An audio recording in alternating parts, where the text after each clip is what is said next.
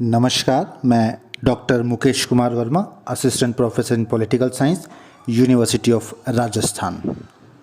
आज के इस वीडियो में जिस टॉपिक पर हम लोग डिस्कशन करने जा रहे हैं वो है प्लेटोज थियरी ऑफ जस्टिस, अर्थात प्लेटो का न्याय का सिद्धांत। हम देखते हैं कि प्लेटो का जन्म यूनान के एथेंस में सन 428 ईसा पूर्व में हुआ था। और जिस एथेंस में प्लेटो का जन्म हुआ था वह यूनान का तत्कालीन समय का सबसे महान नगर था। परंतु जैसे जैसे प्लेटो की आयु बढ़ती गई, उसने एथेंस को यूनान के दूसरे महान नगर स्पार्टा के साथ 20 वर्षों तक पेलोपोनेशिया के युद्ध में लड़ते और अंत में हारते हुए देखा। और पेलोपोनेशिया के युद्ध में एथेंस की हार होने पर वहाँ के प्रजातंत्र के स्थान पर 30 व्यक्तियों का शासन स्थापित हुआ।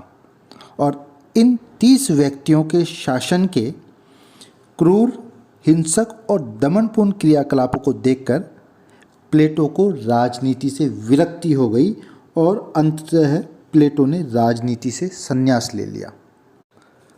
हम देखते हैं कि इसी शासन व्यवस्था ने सुकरात को प्राणदंड की सजा दी थी और इस घटना का प्लेटो के मन और मस्तिष्क पर इतना अधिक प्रभाव पड़ा कि उसे न केवल राजनीति से विरक्ति हो गई बल्कि वह राजनीति से घोर घृणा भी करने लगा।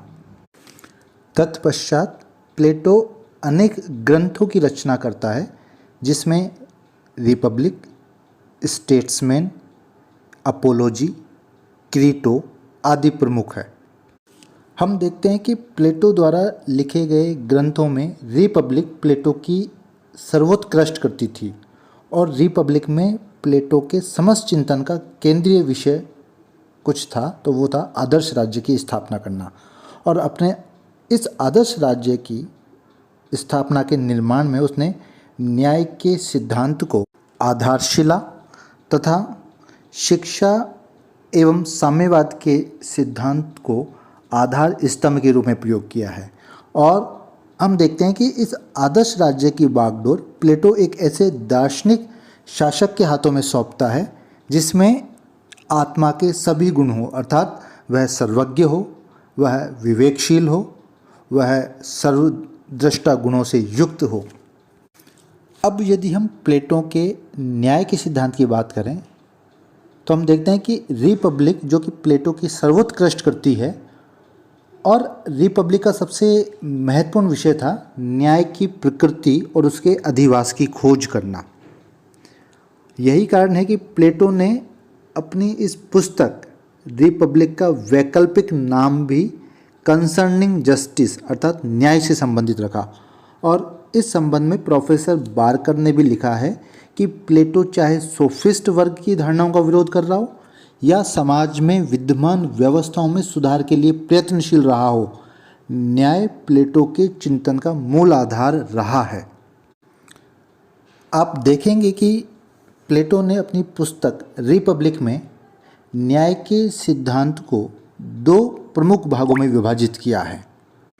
नंबर 1, जिसे हम प्लेटो के न्याय के सिद्धांत का नकारात्मक पक्ष कहते हैं, और नंबर 2, जिसे हम प्लेटो के न्याय के सिद्धांत का सकारात्मक पक्ष कहते हैं। न्याय के नकारात्मक पक्ष में प्लेटो ने न्याय संबंधी अपनी अवधारणा का प्रतिपादन करने से पूर्व तत्कालीन समय में प्रचलित न्याय संबंधी विभिन्न धारणाओं का अध्ययन, विवेचन और विश्लेषण करने के पश्चात उनका खंडन किया है। और प्लेटो बताते हैं कि तत्कालीन समय में न्याय संबंधी जो धारणाएं प्रचलित थी वो प्रमुख रूप से 3 धारणाएं थी। नंबर 1, न्याय का परंपरागत सिद्धांत, न्याय का क्रांतिकारी सिद्धांत और न्याय का कार्यकारण का सिद्धांत। प्लेटो ने अपने न्याय संबंधी सिद्धांत को प्रतिपादन करने से पहले सर्वप्रथम न्याय के परंपरागत सिद्धांत का खंडन किया और जिसका प्रतिपादन किया था सिफालस और उसके पुत्र पॉलीमार्कस ने। हम देखते हैं कि सिफालस के अनुसार सत्य बोलना और दूसरों के ऋणों को चुका देना ही न्याय है।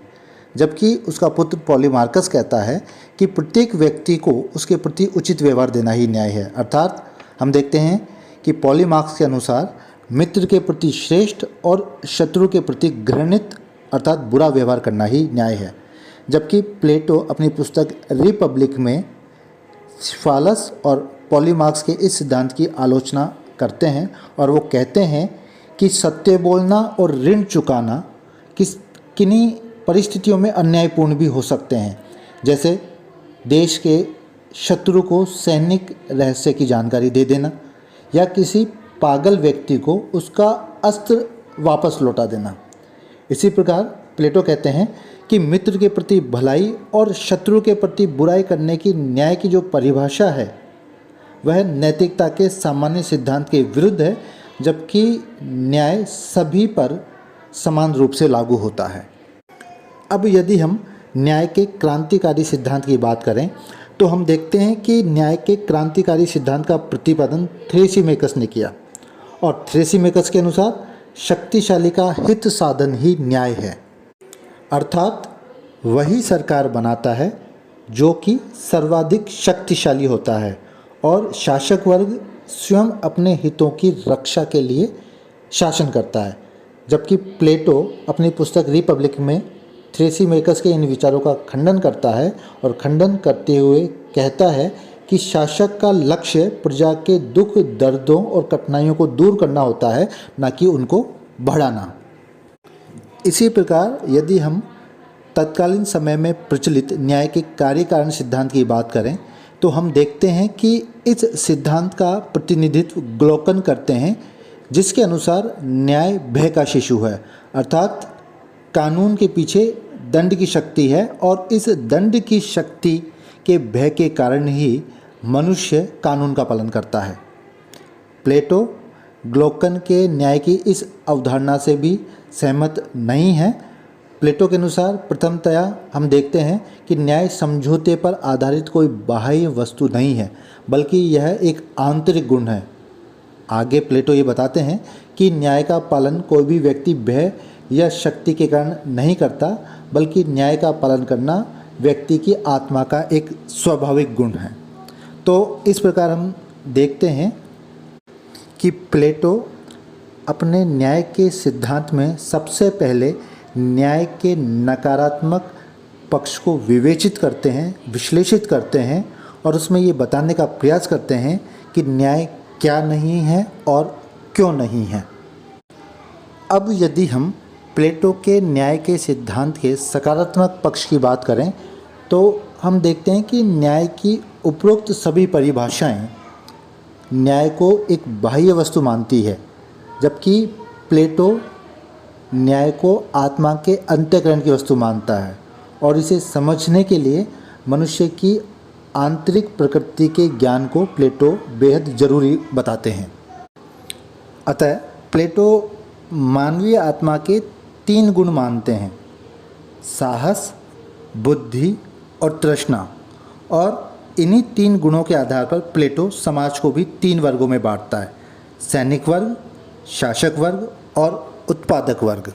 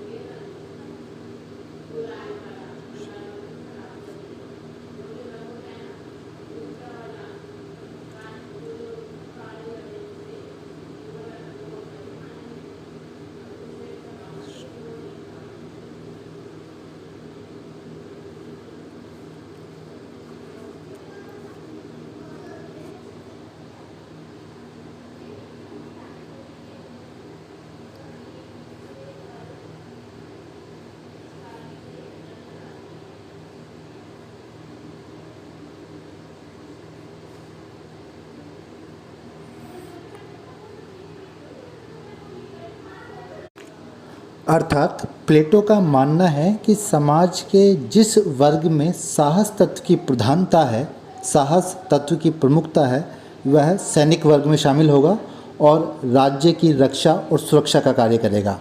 जबकि समाज का ऐसा वर्ग जिसमें बुद्धि और विवेक तत्व की प्रधानता है, वो शासक वर्ग का कार्य करेगा। जबकि समाज का ऐसा वर्ग जिसमें तृष्णा तत्व की प्रधानता है, वो समाज के लिए उत्पादक वर्ग का कार्य करेगा। अतः हम देखते हैं कि प्लेटो के अनुसार जब समाज के ये विभिन्न वर्ग अपने अपने कार्य क्षेत्र में रहते हुए बिना किसी हस्तक्षेप के अपना अपना कार्य करते हैं, तो वही न्याय कहलाता है। संक्षेप में हम कह सकते हैं या निष्कर्ष के रूप में हम कह सकते हैं कि प्लेटो के अनुसार अपने लिए निर्दिष्ट कर्तव्यों का यथोचित पालन करना तथा दूसरों के कार्यों में हस्तक्षेप न करना ही न्याय है। अब यदि हम प्लेटो द्वारा प्रतिपादित न्याय के सिद्धांत की प्रमुख विशेषताओं की बात करें, तो हम देखते हैं कि प्लेटो की न्याय की अवधारणा आत्मा के 3 तत्वों के अनुरूप राज्य के नागरिकों के वर्गीकरण पर आधारित है। और प्लेटो का मानना है कि राज्य में न्याय को बनाए रखने के लिए इन तीनों वर्गों को अपने अपने कर्तव्यों का पालन करना चाहिए। इसी प्रकार हम देखते हैं कि प्लेटो के अनुसार न्याय कोई बाहरी वस्तु नहीं है, बल्कि आंतरिक प्रवृत्ति है। वह आत्मा का एक आंतरिक गुण है और मनुष्य की आत्मा की आवाज़ है। इसी प्रकार हम देखते हैं कि प्लेटो ने मनुष्य की प्रमुख 3 प्रवृत्तियों साहस, बुद्धि और तृष्णा के आधार पर समाज को 3 वर्गों में विभाजित किया है। तो इस प्रकार हम कह सकते हैं कि प्लेटो ने अपने न्याय के सिद्धांत के माध्यम से कार्यात्मक विशेषीकरण करने का प्रयास किया है। साथ ही प्लेटो का यह भी कहना था कि राज्य में न्याय की स्थापना तभी संभव है जबकि वहाँ दार्शनिक व्यक्तियों का शासन हो, क्योंकि दार्शनिक ही सबसे अधिक बुद्धिमान व्यक्ति माना जाता है या होता है। अपने सिद्धांत में प्लेटो ये भी मानते हैं कि न्याय की अवधारणा कानूनी न होकर नैतिक अवधारणा है और न्याय के लिए मनुष्य को केवल वैधानिक कर्तव्यों का ही नहीं बल्कि नैतिक कर्तव्यों का भी पालन करना चाहिए। साथ ही हम ये भी देखते हैं कि प्लेटो ने नागरिकों को उनके विशिष्ट कार्य करने के लिए और उनको उस विशिष्ट कार्य के योग्य बनाने के लिए राज्य द्वारा नियंत्रित सुनियोजित शिक्षा प्रणाली का भी विधान किया है। अर्थात शिक्षा के द्वारा ही न्याय प्राप्त किया जा सकता है। इसी प्रकार यदि हम प्लेटो द्वारा प्रतिपादित न्याय के सिद्धांत की आलोचनाओं की हम बात करें, तो हम देखते हैं कि प्लेटो की जो न्याय की अवधारणा है वो वैधानिक न होकर नैतिक है। अर्थात प्लेटो ने व्यक्ति के अधिकारों से अधिक कर्तव्यों पर जोर दिया है, जबकि एक स्वस्थ व्यवस्था में दोनों का ही समान महत्व होता है। इसी प्रकार यदि हम बात करें तो हम देखते हैं कि प्लेटो ने दार्शनिक शासक को राज्य सत्ता का एकाधिकार दिया है। वह यह मनोवैज्ञानिक तत्व भूल जाता है कि कितना भी बुद्धिमान होने पर अत्यधिक शक्ति आ जाने पर मनुष्य शक्ति में मदान्ध हो जाता है और ऐसी स्थिति में वह न्याय को नहीं बनाए रख सकता। प्लेटो के कार्यात्मक विशेषीकरण के संदर्भ में भी हम देखते हैं कि समाज में कार्यों के अत्यधिक विशेषीकरण से व्यक्तियों का सर्वांगीण और चहुमुखी विकास रुक जाता है, जबकि आधुनिक विचारक जो भी हैं वो व्यक्ति के सर्वांगीण विकास के पक्ष में हैं और इसलिए एक ऐसी सामाजिक व्यवस्था को न्यायपूर्ण नहीं मानते जिसमें प्रत्येक व्यक्ति विशेषज्ञ हो और उनका एकांगी विकास ही संभव हो सके। इसी प्रकार हम देखते हैं कि प्लेटो की न्याय की जो अवधारणा है वो फासीवाद की काफ़ी नज़दीक है। प्लेटो व्यक्ति से राज्य के प्रति पूर्ण निष्ठा की आशा करता है और प्लेटो की व्यवस्था में राज्य सर्वाधिक शक्तिशाली है, और जबकि हम देखते हैं कि आधुनिक विचारक इस प्रकार के राज्य को सच्चे राज्य की स्थापना के लिए उपयुक्त नहीं मानते हैं। आलोचना के संदर्भ में हम ये भी देखते हैं कि प्लेटो ने सामाजिक जीवन में अत्यधिक समरसता और अत्यधिक समन्वय की कल्पना की है, जो कि व्यवहारिक नहीं है। प्लेटो ने व्यक्तियों और वर्गों के हितों के संघर्ष पर कोई ध्यान नहीं दिया है। उसे समाज में व्यक्तियों की इच्छाओं और हितों के विरोध की कल्पना की सही कल्पना नहीं की थी। निष्कर्ष रूप में हम कह सकते हैं कि प्लेटो का न्याय का सिद्धांत आज के प्रसंग में भले ही व्यवहारिक न हो, परंतु प्लेटो ने एथेंस की तत्कालीन राजनीति के दोषों को दूर करने के लिए ये न्याय की अवधारणा प्रस्तुत की थी और प्लेटो का उद्देश्य एथेंस को नष्ट होने से बचाना था। वह विकटित होते हुए एथेंस को न्याय के सिद्धांत के द्वारा संगठित करना चाहता था। इस प्रकार हम देखते हैं कि आज के वीडियो में हमने प्लेटो द्वारा प्रतिपादित न्याय के नकारात्मक और सकारात्मक पक्ष के साथ साथ प्लेटो के न्याय के सिद्धांत की प्रमुख विशेषताएं और उसकी प्रमुख आलोचनाओं की बात की है। अगले वीडियो में फिर उपस्थित होंगे, तब तक के लिए नमस्कार।